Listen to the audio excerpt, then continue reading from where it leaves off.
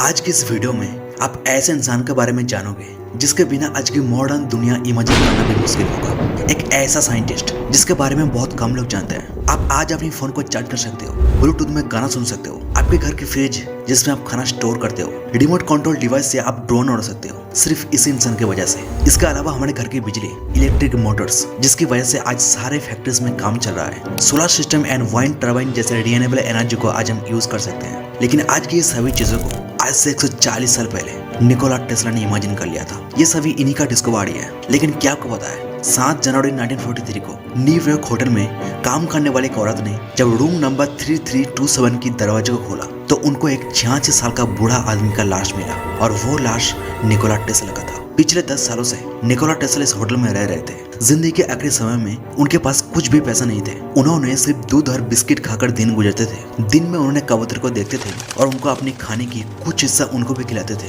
लेकिन ऐसी महान साइंटिस्ट का ऐसा हालत कैसे हुआ? उनके कुछ ऐसे खोजे हैं जिसे सुनकर आप दंग रह जाएंगे। ये सब कुछ जानेंगे हम आज की इस वीडियो में।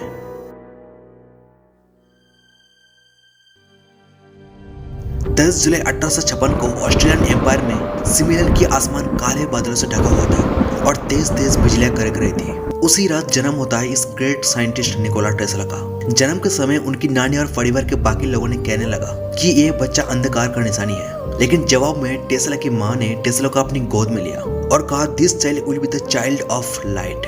उनकी मां को नहीं पता था उनकी बातें आगे जाकर सच होने वाला है। टेस्ला का फादर एक प्राइस्ट यानी एक धर्मगुरु थे और उनकी मां अपने घर में अपने बच्चों को संभालते थे। टेस्ला की 3 बहन और एक बड़े भाई भी थे जिसके साथ टेस्ला खेलते कूदते थे। अपने बड़े भाई को उन्होंने बहुत ही ज्यादा प्यार करते थे। बचपन में ज्यादा समय टेस्ला अपने बड़े भाई के साथ बिताते थे। लेकिन एक दिन सब कुछ बिखर गया।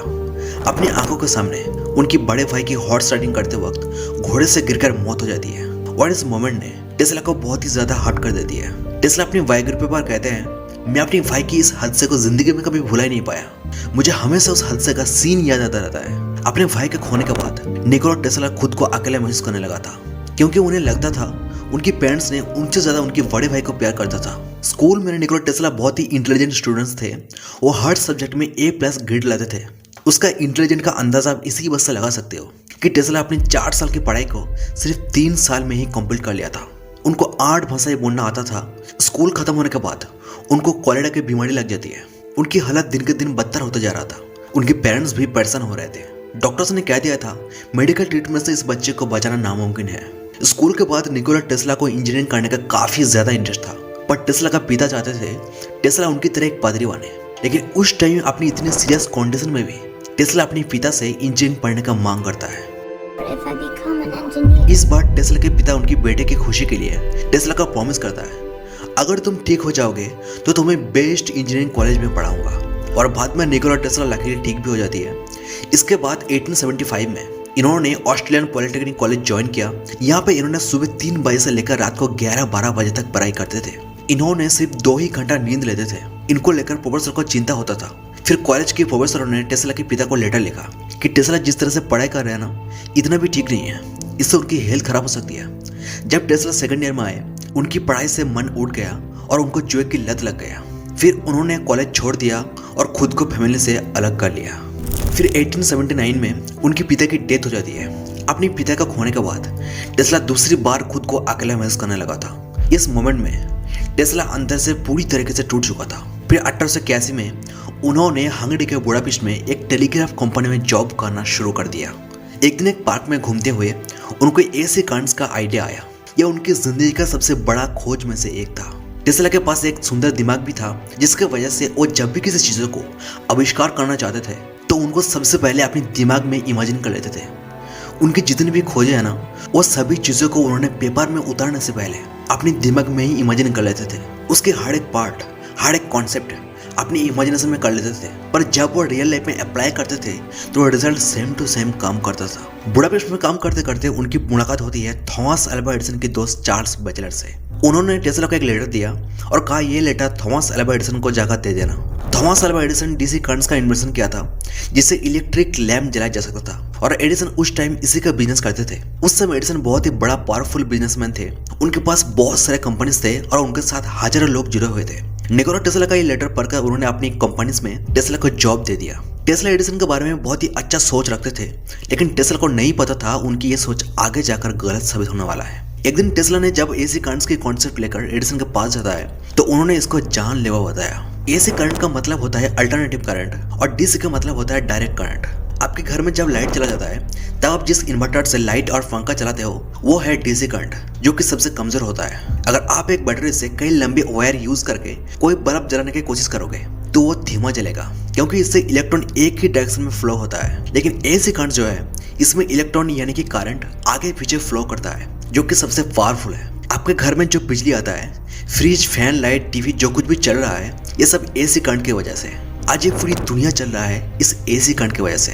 तो कहानी में वापस आए, एडिसन जानते थे अगर टेस्ला ने एसी मोटर्स में सक्सेसफुल हुआ तो उनकी कंपनी बंद हो सकती है। इसलिए एडिसन अपनी बिजनेस के फायदे के लिए टेस्ला के कॉन्सेप्ट को बेबुनियाद ठहराया।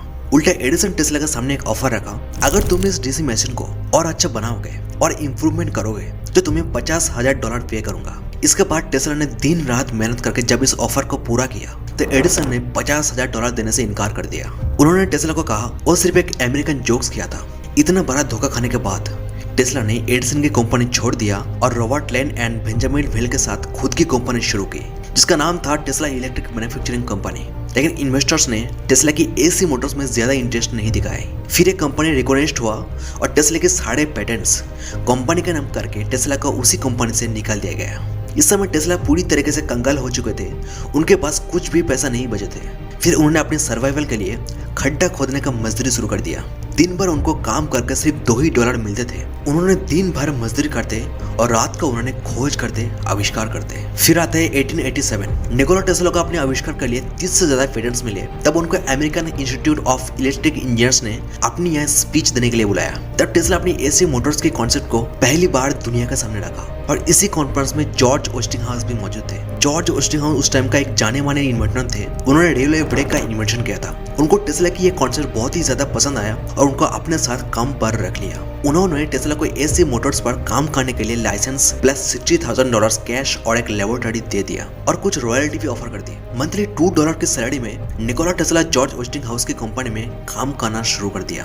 अब टेस्ला और जॉर्ज वेस्टिंगहाउस दोनों मिलकर एसी मोटर्स पर काम कर रहे थे। उस तरफ एडिसन को डर था अगर निकोला टेस्ला एसी मोटर्स में सक्सेसफुल हुए तो उनकी कंपनी लॉस में जा सकती है। इसलिए उन्होंने एसी करंट को जानलेवा साबित करने के लिए एक प्रोपेगेंडा लॉन्च किया। उन्होंने जर्नलिस्ट के सामने एक हाथी, 24 डॉग्स और एक घोड़े को शॉक देकर मार दिया। इसके साथ 1890 में एडिसन ने एक क्रिमिनल को इलेक्ट्रिक चेयर में बैठाकर उसको भी शॉक देकर मार दिया। ये सब करने के पीछे एडिसन के एक ही पर्पस था, उनकी कंपनी की लॉस और एसी करंट का नाम डुबाकर इस प्रोजेक्ट को गलत साबित करना। लेकिन ये सब करने के बाद भी इस वर्ल्ड में जीत निकोला टेस्ला का हुआ, क्योंकि 1853 में अमेरिका की चिकागो शहर में एक वर्ल्ड फेयर हुआ जिसका नाम था वर्ल्ड कोलंबियन एक्सपोजिशन। इसमें पूरे चिकागो शहर को रात में रोशन करना था। इसमें दो कंपनी जिम्मेदारी लिया था, एक था एडिसन की जनरल इलेक्ट्रिक कंपनी और दूसरी तरफ जॉर्ज वेस्टिंगहाउस और निकोला टेस्ला। टेस्ला खुले एडिसन को चैलेंज कर दिया था कि मैं एसी करंट से लाखों बल्ब को एक साथ जलाकर दिखाऊंगा और उस इवेंट्स में टेस्ला ने पहली बार अपनी एसी करंट से 1 लाख बल्ब को जलाकर पूरे शहर को दिन में बदल दिया था, जबकि डीसी करंट से ये पॉसिबल ही नहीं था। अब पूरी दुनिया को पता लग चुका था फ्यूचर इस एसी करंट्स पर ही है। इसके बाद टेस्ला का नाम बहुत ही ज्यादा पॉपुलर हो चुके थे। इससे कुछ समय बाद जॉर्ज वेस्टिंगहाउस की कंपनी पहले से कर्ज में थे और एसी मोटर्स पर ज्यादा इन्वेस्ट करने की वजह से जॉर्ज वेस्टिंगहाउस ने टेस्ला को लेटर लिखा जिसमें उन्होंने टेस्ला को रॉयल्टीज कम करने का मांग करता है। तो बिना सोचे टेस्ला ने $12 मिलियन के कॉन्ट्रैक्ट को छोड़ दिया, जो आज के समय के हिसाब से $300 मिलियन होता है। कहा जाता है अगर टेस्ला ने अपने सारे रॉयल्टीज को अपने पास रखते तो वो उस समय में सबसे अमीर इंसान में एक होता था। टेस्ला इसीलिए ऐसा किया क्योंकि उन्होंने टेस्ला के ऊपर तब विश्वास किया था जब दुनिया उनके ऊपर विश्वास नहीं कर रहे थे। निकोला टेस्ला कभी भी पैसों के लिए काम नहीं किया, उन्होंने हमेशा मानव जाति के भलाई के लिए काम किया है। जैसा मैंने बताया चिकागो वर्ल्ड फेयर के बारे में, उस टाइम के हिसाब से ये इवेंट दुनिया का सबसे बड़ा इंटरनेशनल फेयर में से एक था। इस इवेंट्स में 27 मिलियन विजिटर्स आए थे और इस भीड़ में टेस्ला अपने सारे इन्वेंशन का ट्रायल दे रहे होते हैं और उस भीड़ में से एक था अमेरिका का सबसे powerful investment banker JP Morgan. आज इनके नाम पर अमेरिका में वर्ल्ड का largest bank JP Morgan Chase है। इनको निकोला टेस्ला को इन्वेंशन बहुत ही ज्यादा पसंद आ जाती है और फाइनली इन्होंने टेस्ला का फंड देने के लिए तैयार हो जाते हैं। फिर 1901 में निकोला टेस्ला अपने dream project warden Cliff tower बनाने लग जाते हैं। उस समय जेपी मॉर्गन इसके लिए $1.5 लाख दे दिया था आप इस स्क्रीन पर जिस टावर को देख रहे हो यही वो टावर था जिसका ऊंचाई था 57 फुट और 100 फीट था जमीन के अंदर। इस टावर ने अल्टरनेटिव वर्जन में शिफ्ट पर वायरलेसली मैसेज और टेलीफोनी ट्रांसमिट करने का पावर रखता था। टेस्ला का मानना था इस टावर से वायरलेसली इलेक्ट्रिसिटी को जमीन और हवा के थ्रू दुनिया के कोने कोने तक भेजी जा सकती है। जब भी मॉर्गन को पता चला कि टेस्ला इस टावर से फ्री इलेक्ट्रिसिटी सप्लाई करना चाहता है, इससे उनको कोई प्रॉफिट नहीं होने वाला, तो उन्होंने फंड वापस ले लिया और पैसों की कमी की वजह से टेस्ला का ये प्रोजेक्ट भी बंद करना पड़ा। उसी समय मार्कोनी ने टेस्ला की 17 पैटर्न चुराकर दुनिया में रेडियो सिग्नल भेजने वाला पहला इंसान बन गया था। इस पर निकोला टेस्ला कहा था, मुझे इसकी परवाह नहीं है कि उन्होंने मेरे आइडिया चुराया, मुझे परवाह है कि उनके पास अपना कुछ भी नहीं है। पर सच लोगों को तब पता चला जब टेस्ला इस दुनिया में नहीं रहे। अब नजर डालते हैं हम टेस्ला के इन्वेंशन और ग्रेट थ्योरी के ऊपर।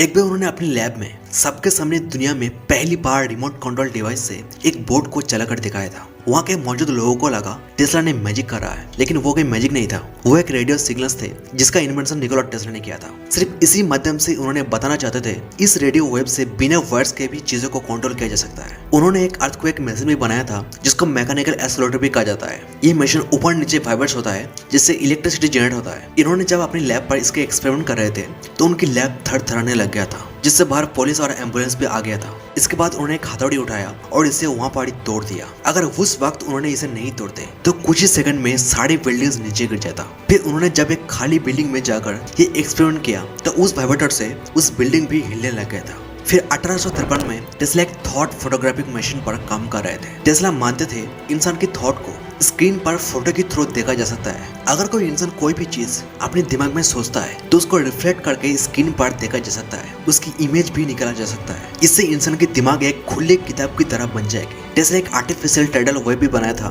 जो एक मिलिट्री इनोवेशन है। स्क्रीन पर जिस मशीन को आप देख रहे हो, इस मशीन से artificial powerful tidal wave generate किया जा सकती है। बस रिमोट दबाने से 2.5 लाख टन वाटर की लहर उठ जाएगा। बस नेवी आर्मी को इस मशीन को पानी के अंदर लगाना होगा और जब दुश्मन की जहाज इसके ऊपर से गुजरेगा तो इस मशीन ने पूरी जहाज को पानी के नीचे लेके जाएगा। सोचो आज के साइंटिस्ट के पास आज भी इजिप्ट के पिरामिड के बारे में कोई भी जवाब नहीं है कि पिरामिड क्यों बना और कैसे बना, लेकिन निकोला टेस्ला उस टाइम इसको भी डिकोड कर लिया था। उनका मानना था पिरामिड सिर्फ इंसानों के कब्र के लिए नहीं बनाया गया था, बल्कि पिरामिड के ऊपर एनर्जी का भंडार है। पिरामिड सिर्फ स्टोन स्ट्रक्चर नहीं है, बल्कि ये नेचुरल एनर्जी के साथ इंटरेक्ट करता है। इसी तरह उनकी बहुत ऐसी इन्वेंशन है जो पैसों की कमी की वजह से उन्होंने कंप्लीट नहीं कर पाए। आज हम जो इंटरनेट यूज करते हैं, मोबाइल से एक दूसरे से बात कर पाते हैं और आप ये वीडियो देख पा रहे हो, ये सब कुछ इसी इंसान की वजह से पॉसिबल हुआ है। सोचो अगर टेस्ला को सपोर्ट मिला होता, पैसे मिले होते, तो आज हमारी जिंदगी कैसे होती। आज हम 100 साल आगे होता, लेकिन दुनिया उनको समझा नहीं। आज जो मेडिकल फील्ड्स में एक्सरेस यूज होता है ना, उनका पहला डिस्कवरी भी निकोला टेस्ला ने किया था।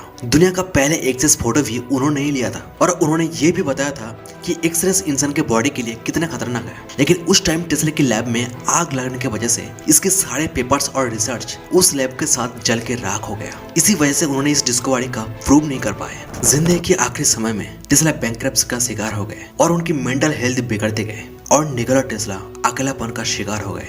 साल 1934 में उन्होंने न्यूयॉर्क होटल में रहना शुरू किया। इस समय उन्होंने इंसान की जगह कबूतरों से बात करते थे और उनको खाना भी खिलाते थे। उनके हालात इतना खराब हो गए थे जिससे उनको खाने का भी पैसा नहीं थे। उन्होंने सिर्फ दूध और बिस्किट खाकर दिन गुजरते थे। फिर एक दिन 7 जनवरी 1943 को इस ग्रेट साइंटिस्ट ने दिल में दर्द, धोखा और अपनी अधूरा खोज और अधूरा सपना लेकर इस दुनिया से चला जाता है। आज इलोन मस्क की कंपनी टेस्ला का नाम भी इस निकोला टेस्ला के नाम से ही रखा गया है। दोस्तों यह था निकोला टेस्ला का पूरी कहानी। अगर वीडियो आपकी दिल चीर के गई तो आप हमारे चैनल को सब्सक्राइब करके हमारे साथ जुड़ सकते हो। Wish you all the very best. मैं मिलता हूं आपसे नेक्स्ट वीडियो में।